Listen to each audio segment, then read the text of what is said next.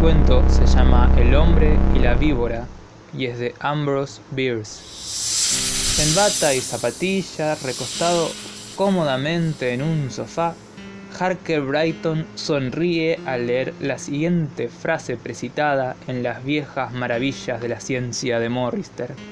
Es sabido de antiguo, y ningún hombre sensato e ilustrado se atreverá a negarlo, que los ojos de la serpiente tienen poderes magnéticos. Quienes afrontan su mirada se sienten arrastrados hacia ella a pesar de su voluntad, y terminan sucumbiendo miserablemente a su fatal mordedura. La única maravilla, se dijo a sí mismo Brighton, es que los hombres sensatos e ilustrados del tiempo de Morrister se hayan creído semejante pamplina, que hoy desecha hasta el más ignorante. Pensó en ello porque Brighton era un hombre muy reflexivo, e inconscientemente bajó el libro sin cambiar la dirección de su mirada. Ni bien bajó el libro que se interponía entre sus ojos y un rinconcito oscuro del cuarto, algo le llamó la atención. En la sombra, junto a la parte inferior de la cama, vio dos puntitos luminosos como a una pulgada de distancia el uno del otro. Bien podía ser el reflejo de la luz en alguna de los clavos de metal que estaban en el piso. No le hizo caso y siguió leyendo. Un momento después, por algún impulso que tampoco se le ocurrió analizar, bajó de nuevo el libro y buscó eso que había visto antes. Los puntitos seguían ahí, con un fulgor más verdoso. Era posible también que hasta se hubieran movido, como si estuvieran un poquito más cerca. De pronto, algo en la lectura le sugirió un pensamiento que lo hizo sobresaltar. Bajó por tercera vez el libro, lo apoyó al borde del sofá y se le escapó de la mano y cayó al suelo, con la contratapa hacia arriba. Brighton, incorporado más o menos, miraba la sombra acumulada debajo de la cama, ahí donde brillaban los puntitos de luz con redoblado fulgor. Ahora su atención se había despertado del todo. Su mirada era como ansiosa, no imperativa.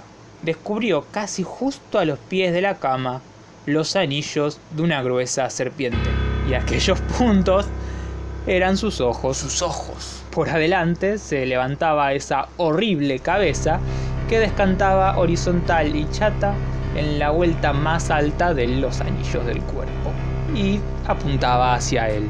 Ahora los ojos no eran menos puntos de luz, estaban clavados en los de Brighton con una intención, una maligna intención.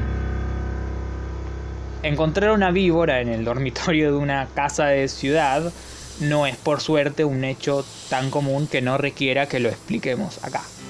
Harker Brighton, hombre de 35 años, soltero, estudioso, desocupado, con alguna afición a los deportes, rico, sano, simpático, había vuelto a San Francisco después de un largo viaje por comarcas remotas y exóticas, cosas así. Aceptó de buena gana la hospitalidad de su amigo, el Dr. Druring, un distinguido hombre de ciencia. La casa del doctor era grande, vieja y estaba en lo que ahora era una especie de suburbio modesto de ciudad. No era posible asociarla con las demás casas más nuevas del barrio. Era una combinación de laboratorio, zoológico y un museo. El doctor ahí daba rienda suelta a su vocación científica y estudiaba las formas de la vida animal que despertaban su interés y satisfacían sus gustos, que, dicho sea de paso, estaban inclinados a las especies, digamos, más inferiores.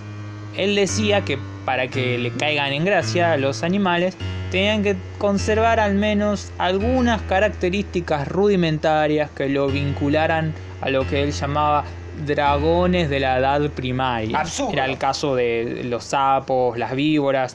Básicamente, la simpatía científica del doctor iba dirigida a la clase de los reptiles. Le gustaban las especies groseras de la naturaleza y se definía a sí mismo como el Solá de la historia natural. Su mujer y sus hijas, digamos, que no tenían la ventaja de compartir su esclarecida curiosidad por los trabajos y las costumbres de nuestros desafortunados compañeros. Era una impertinencia. Ella no les caía tan en gracia, pero él las mantenía cómodas con lujos. No podían quejarse tampoco. Hablemos de los muebles, digamos, de el Serpentario. Eran una cosa más bien sencilla, todo de acuerdo con la humilde condición de sus ocupantes, a muchos de los cuales no podía concedérseles sin riesgo la libertad necesaria para el pleno goce del lujo, porque tenían el rasgo particular y más bien incómodo de estar vivos. En su lugar, sin embargo, él no los sometía a ningún capricho, los protegía nomás contra la funesta costumbre de engullirse unos a otros. Y era tradicional, Brighton estaba al tanto de esto, que algunos aparecieran en lugares donde hubiera sido difícil explicar su presencia. Eso ya había pasado muchas veces. El primer impulso de Brighton, volvamos a Brighton, fue llamar para que acudieran los sirvientes, pero no hizo el menor movimiento. Un acto semejante haría dudar de su hombría y él no sentía miedo. Más que afectado un poco por los peligros de la situación, era consciente de que hubiera sido absurdo. ¡Absurdo! Brighton, es cierto, no estaba familiarizado con los reptiles y nada más podía suponer el tamaño de esa serpiente. El cuerpo, en la parte más visible, tenía casi el grosor de su antebrazo. La pregunta era: ¿de qué manera era peligrosa en caso de serlo? ¿Era venenosa? ¿Era constrictora? No tenía idea. No sabía las señales que indicaban los peligros de la naturaleza. Nunca había descifrado ese código ni le había importado mucho tampoco. ¿Peligrosa o no? Aquella criatura era por lo menos ofensiva. Era una impertinencia. Pero estaba, como se dice, de trop, que quiere decir fuera de lugar. Era una impertinencia. Aquel pedazo de vida salvaje desentonaba con la casa, pese al gusto bárbaro de nuestra época y de nuestro país, que atesta las paredes de cuadros, el piso de muebles y los muebles de cachivaches. Brighton se levanta, dispuesto a retirarse discretamente, de ser posible sin molestar a la víbora. Es el modo en que se aparta la gente en presencia de los grandes, porque la grandeza es poder y el poder es amenaza. Supo que podía, sin equivocarse, caminar hacia atrás en caso de que el monstruo lo siguiera. Mientras tanto, los ojos de la víbora ardían perversos e implacables como nunca. Levantó el pie derecho para retroceder, y en ese momento sintió vergüenza de sí mismo. Era una impertinencia. Es que el valor es solo orgullo, porque no hay nadie que me vea, no tendré vergüenza de retroceder. Y apoyando la mano derecha en el respaldo de una silla, con el pie en el aire, refrenó su impulso. ¡Absurdo!, exclamó en voz alta. No soy tan cobarde como para tener miedo de parecer cobarde a mis propios ojos. Levantó un poco más el pie, doblando apenas la rodilla, y lo plantó rotundamente en el suelo. No supo cómo ocurrió. Una prueba con el pie izquierdo dio el mismo resultado. Otra vez le llevaba a la delantera al derecho. Aferraba el respaldo de la silla, el brazo tenso, como tratando de alcanzar algo que se hallara atrás suyo. Se hubiera dicho que se resistía a perder el apoyo. La cabecita maligna de la serpiente continuaba en la misma posición, levantada en lo más alto de su cuerpo, pero sus ojos lanzaban chispazos eléctricos, infinitas agujas luminosas. Brighton estaba blanco. Avanzó en vez de retroceder. Primero un paso, después otro, casi llevándose la silla, y por fin se cayó al suelo estrepitosamente. Él medio que se quejó, no así la víbora, que se quedó inmóvil, silenciosa, pero sus ojos eran dos astros enceguecedores.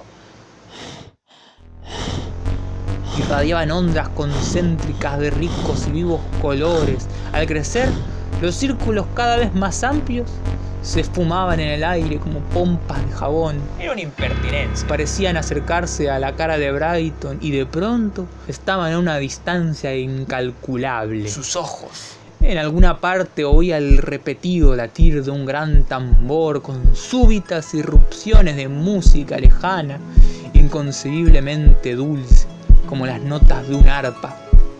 En aquella música reconoció el canto del sol naciente, que es la estatua de Memnón, y pensó que estaba en el Nilo, entre juncos, escuchando con arrebato ese himno inmortal que llega hasta nosotros desde el silencio de los siglos. Paró la música. Poco a poco, por grados apenas perceptibles, se fue transformando en el lejano retumbar de una tormenta. Sus ojos vieron un paisaje brillante de sol y lluvia, cuyo vivo arco iris en su curva gigantesca enmarcaba un centenar de ciudades. En un segundo plano, una enorme serpiente, señalada por una corona que levantaba la cabeza y lo miraba con los ojos de su madre muerta. De súbito, ese paisaje encantador pareció elevarse repentinamente como el último telón de un teatro y desapareció. Algo lo golpeó con violencia en la cara y en el pecho. Se había caído. La sangre le salía de la nariz, sus labios estaban todos magullados. Por un momento quedó aturdido, con los ojos cerrados, la cara contra el suelo. Cuando volvió en sí, comprendió que su caída, al obligarlo a desviar los ojos, había roto, por suerte, el hechizo que lo mantenía controlado. Entendió que ahora, manteniendo apartada la vista, podía alejarse. Pero la idea de la serpiente, todavía escondida a pocos pasos de su cabeza, quizás en el preciso instante de saltar sobre él y enroscarse en el cuello o lo que fuera, era horrible, tremendo. Absurdo. Levantó la cabeza, volvió a mirar esos ojos malignos. Sus ojos. La víbora seguía quieta y uno hubiera dicho que de algún modo había perdido el poder que ejercía sobre su imaginación. Era una impertinencia. No estaba repitiendo esas espléndidas fantasías de momentos anteriores. Abajo de esa frente chata y estúpida, los puntos negros de los ojos se limitaban a resplandecer como al principio. Era como si el animal, seguro de su triunfo, hubiera resuelto no practicar ya sus hechizos. Ahora viene una escena horrible. El hombre tirado en el suelo, muy cerca de su enemigo. Levanta la parte superior del cuerpo, se apoya con los codos, la cabeza la tira para atrás, las piernas completamente extendidas. Tiene manchas de sangre en toda la cara, que está pálida. Tiene sus ojos desorbitados. De su boca le salen burbujas de espuma. Tiene convulsiones. De a poco su cuerpo se mueve como el de una serpiente. Se arrastra sobre la cintura, moviendo las piernas de lado a lado, y cada movimiento lo aproxima un poco más a la víbora. Absurdo.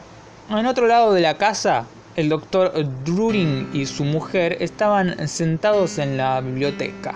El hombre de ciencia parecía muy contento. Por intercambio con otro coleccionista, dijo: acabo de obtener un espléndido ejemplar de Ophiuchus. Dragones de la edad primaria. ¿Qué es eso?, pregunta a su mujer con desgano.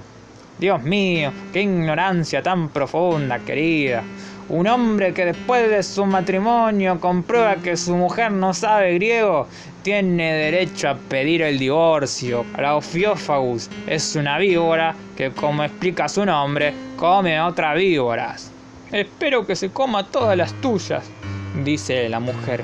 El doctor le iba a pelear, pero los interrumpió un grito poderoso que recorrió el silencio de toda la casa como la voz de un demonio aullando a una tumba. Era una impertinencia. Lo dejaron pasar, pero lo volvieron a escuchar.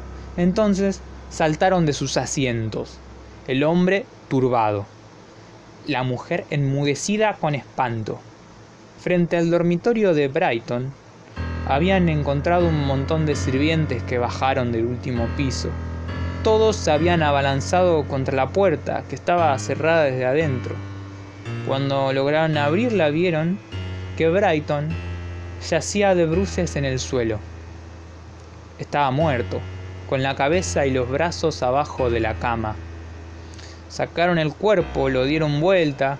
Tenía el rostro enchastrado de sangre, con espuma, los ojos fuera de órbita y miraban para cualquier lado.